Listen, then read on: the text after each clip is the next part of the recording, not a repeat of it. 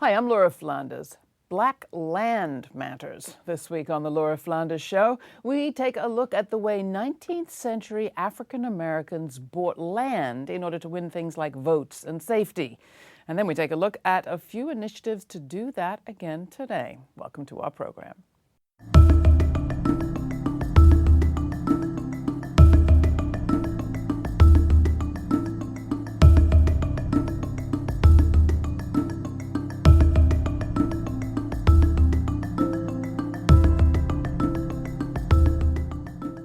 What's the connection between democracy and land? The history of the USA is packed with people of color and poor people who've been stripped of their rights to vote, to wages, to housing, or even just the right to stay in the country through incarceration, segregation, slavery, and deportation.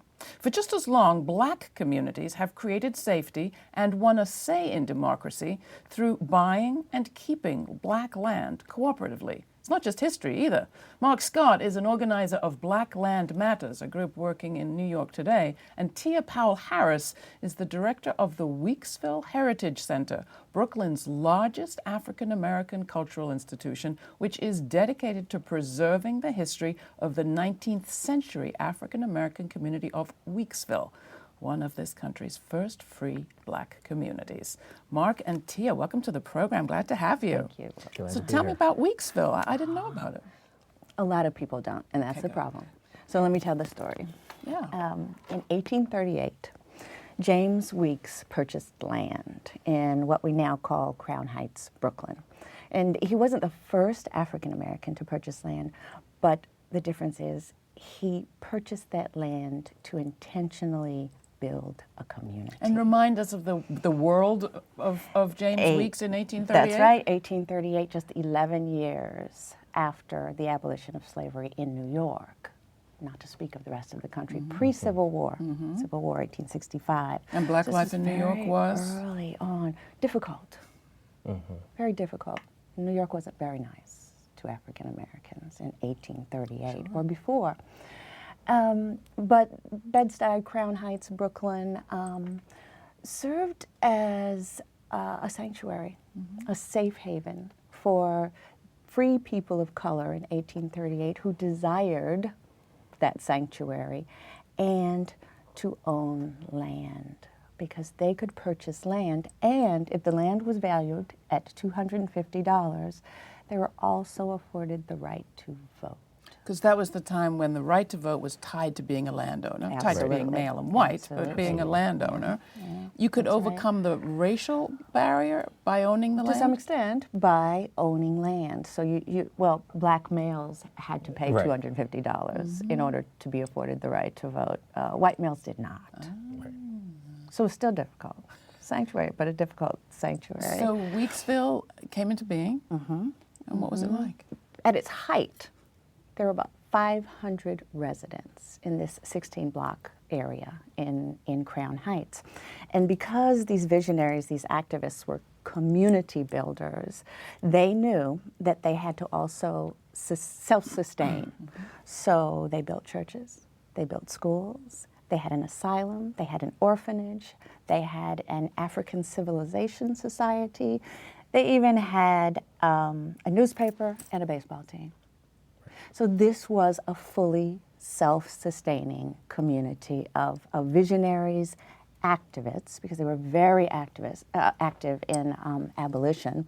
They cared about the freedom of others, and they did well. They did very, very, very well. Lots of influential folks were residents of Weeksville. But then Brooklyn kind of grew up and around this area of Weeksville and kind of subsumed it, all right? The redrawing of the grid lines, et cetera, the development of public housing. So historic Weeksville was pretty much lost, except for 4 little shacks on what they call historic Hunterfly Road. And I get to this part of the story because it returns to the notion of community and collaboration and working together and unity and demanding, a people demanding something. Because these 4 shacks existed until the late 1960s when a group of folks taking a class, a neighborhood history class at Pratt Institute, decided to try to find them. Well, we wonder if they're still out there. And that was important in the 1960s because contextually, you've got the Black Power movement, you've got the Black Arts movement, you've got a race of people who are again demanding validity in this story that is Black America. studies in the academies, including exactly. So let's find our history. Let's find it, let's preserve it, let's dig it up. That's exactly what these folks led. The community came to bear on saving these houses and demanded that they be deemed historic landmarks because what they knew was that the story of Weeksville, once preserved, had the potential to inspire and empower generations to come. In terms of today, I'd love you to draw the parallels because this is a contested frontier of gentrification in New York City right now, kind of holding on there. But what is the situation today? Because a lot of people would say, well, today is very different. Blacks can vote, they can own land. We've certainly had successful black communities in Brooklyn for years. Why do they need something like Black Land Matters? And what is Black Land Matters, really? Well, from our perspective, I would say Black Land Matters is about creating a process of stewardship for black folks for when you do own land, that you have a connectivity to that land in terms of the land can actually work for you. It can produce for you. How do you become productive in the terms of in a society where we live in food deserts? Food security is an issue for us in Crown Heights, Bed Stuy, Central Brooklyn. In these time frames, we now have a lot of lots that are being turned into community farms, but obviously they're not producing to the level that they need to be able to sustain a full community. So we at Black Land Matters, we feel like we need to use the expertise that people like Tia and Weeksville have to show the history that this is not new to us, and teach us how to keep land. So a succession plan. How do you actually keep land for longer than 1 to 2 generations? Because that now is what you're talking about in terms of the battle lines that are being drawn. Because the prospectors are here. They're coming in. They're extracting the value from the land in many ways. Right? Well, so how do you keep the value? How do you keep the value and the succession at the same time? Because value can't be allowed to rise too high if you want to keep it affordable. Well, can't be allowed to. That's a very loaded piece right there.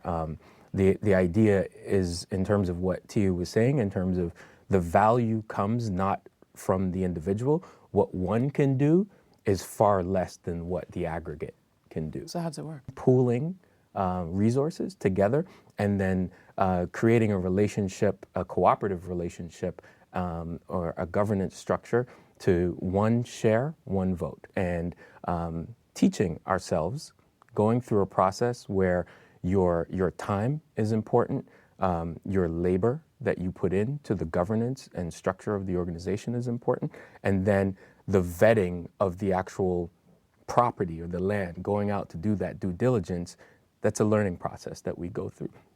And once you do get the land, doing a design, a sustainable design for that land. Have you got land at present? Yeah. So, historically for black folks, safety in numbers, right? So one of the things we looked at was, all the barriers to entry in an environment like Brooklyn and Central Brooklyn through the banking crisis. We stepped out and looked for other black and brown African diaspora communities that were going through some of the same challenges that we were going through. What'd you find? And we found Costa Rica. We found the Caribbean coast of Costa Rica with a group of ex-Caribbean, Jamaican, mostly, but there's some Cuban, workers in the late 1800s that left Jamaica and went into Costa Rica to help build the railroad from Limon into San Jose.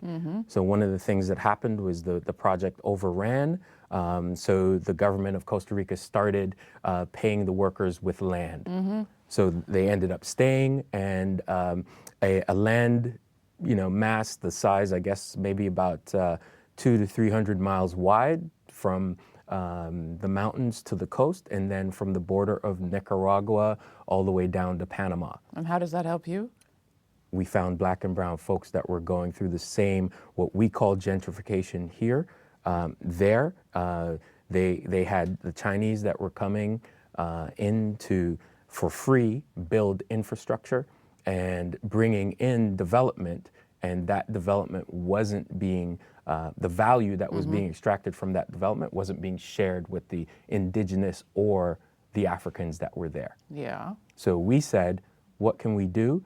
We partnered with the cultural organization in the community, the African Caribbean Museum.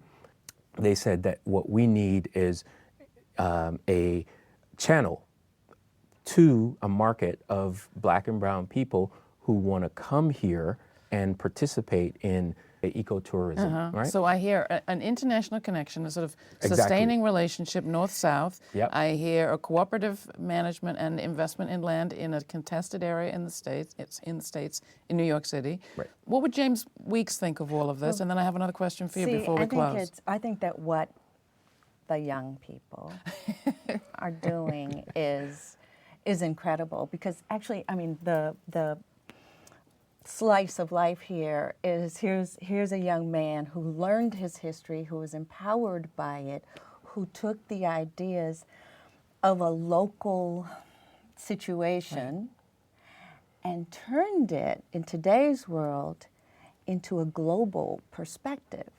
And the trick might be that that's the only way to do it.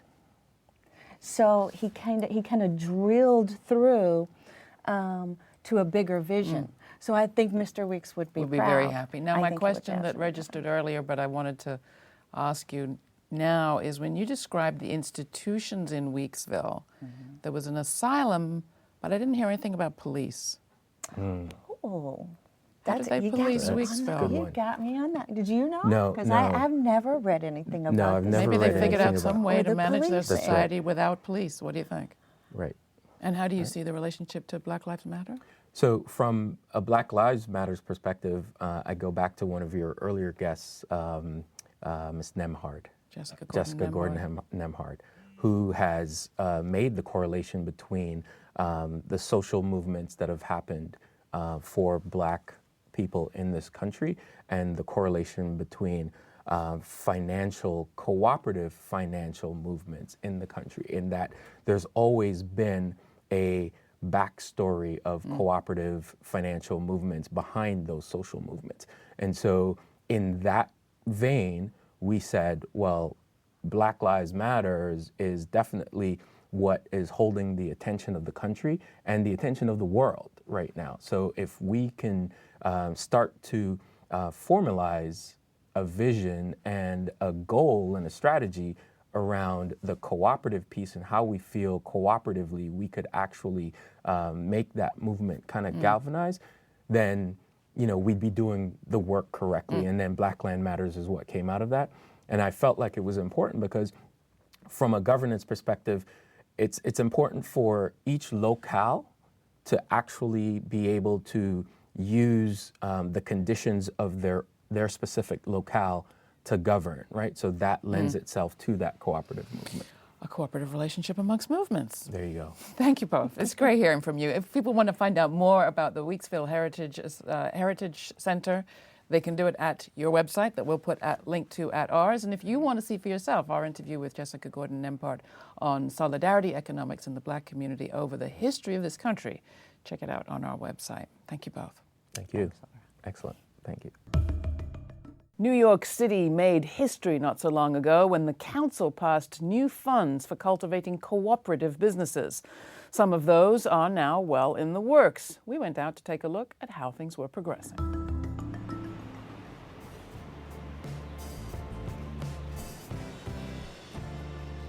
The Northeast Brooklyn Housing Development Corporation started about 30 years ago. We're mostly a low-income housing developer, manager, and owner throughout 4 neighborhoods in Northeast Brooklyn. We have a whole community programs department that works on tenant services, but then we've also been running a food pantry for about 20 years. And we've recently converted that food pantry to a client choice food pantry, which is located downstairs. 2 years ago, I was brought on to design and manage a program called Communities for Healthy Food. So we did a community scan, a needs assessment of the neighborhood, tried to understand who was doing the good work around food, what work still needed to be done, what our resources were that we could throw in. And we really asked the question, well, what's going on with food here? You know, there are parts of the community that feel hopeless in a way. You know, like they're like, oh, there's all these changes happening. There are a lot of new people coming in to Brooklyn, into Bed Stuy, and they feel a little lost.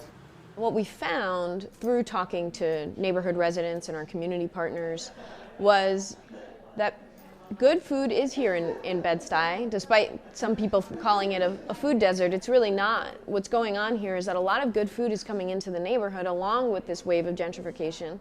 But just like the housing, it's too expensive for the people who have lived in this neighborhood for a long time. So our solution to that is to design programming that creates jobs, so puts more money into people's pockets so that they can afford the good food that's in the neighborhood, and also drive down cost of food in the neighborhood. We own and operate a local grocery store in Bed Stuy called Bed Stuy Fresh and Local.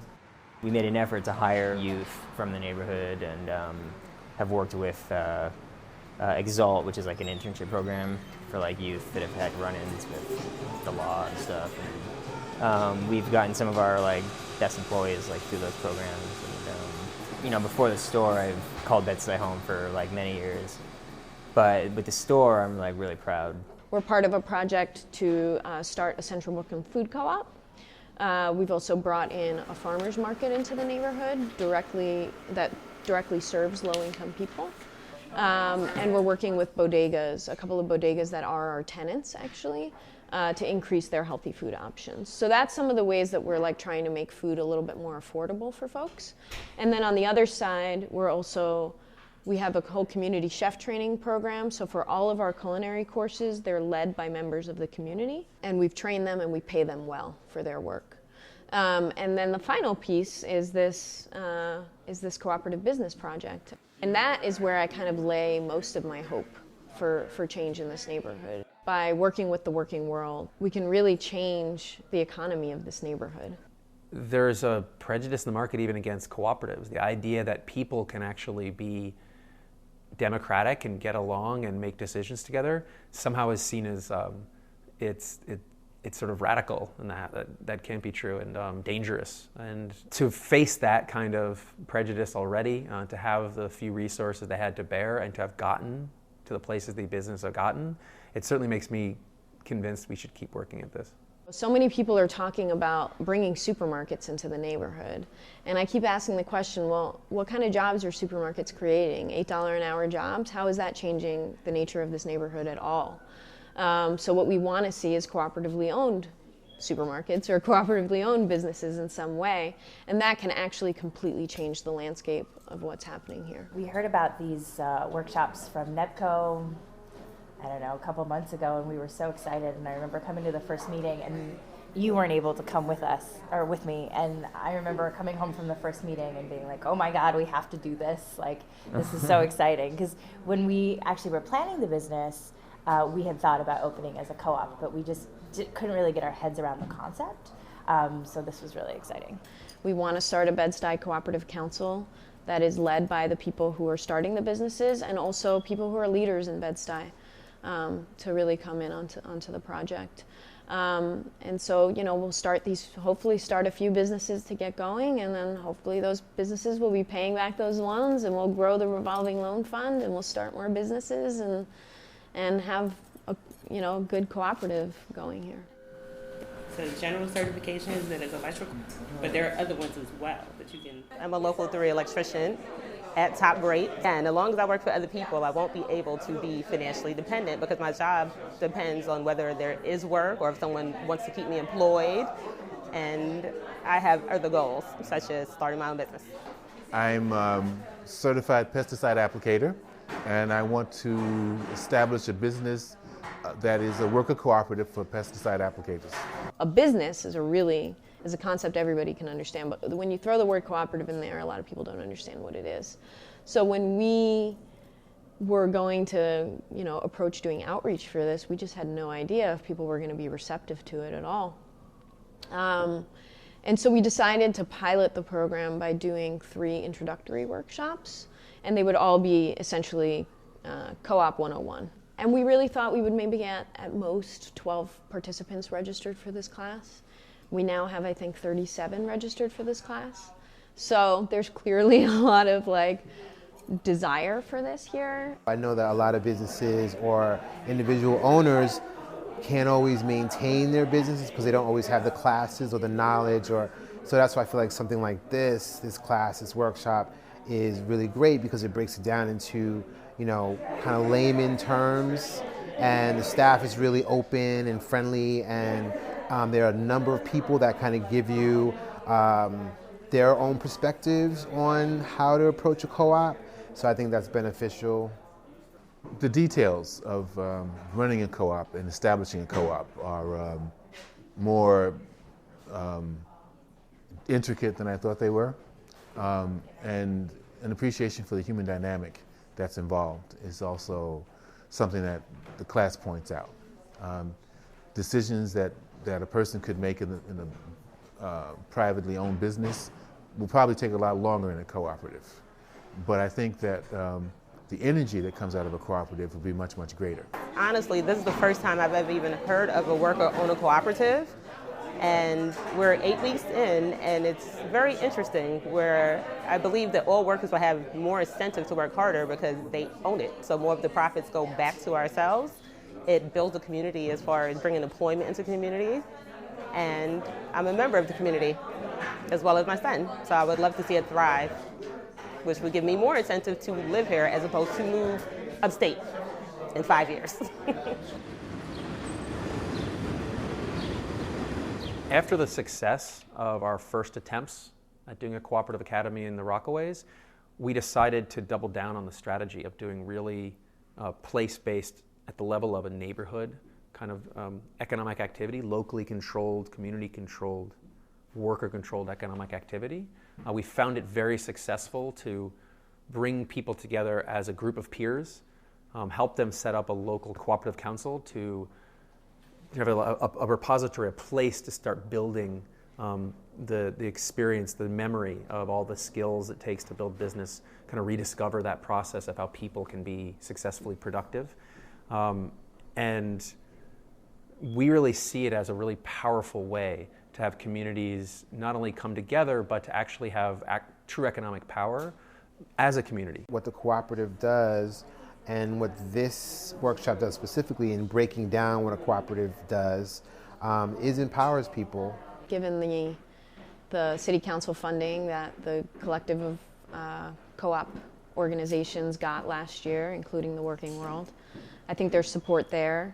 I think the de Blasio administration, a lot of people that I've met in the city council are excited about cooperatives, and I think there's a lot of growing interest in that too. So I think if we build it, they will fund. Bed Stuy absolutely has everything, all the ingredients to make a vibrant community of cooperatives. I'm really excited about building here, and I think it can be a great example to lead the way for other communities to do the same. As America, as a country, as the world's been changing, as the economy has changed, as the culture's changed, people are looking for or need more alternatives. The cooperative is a very, very good alternative.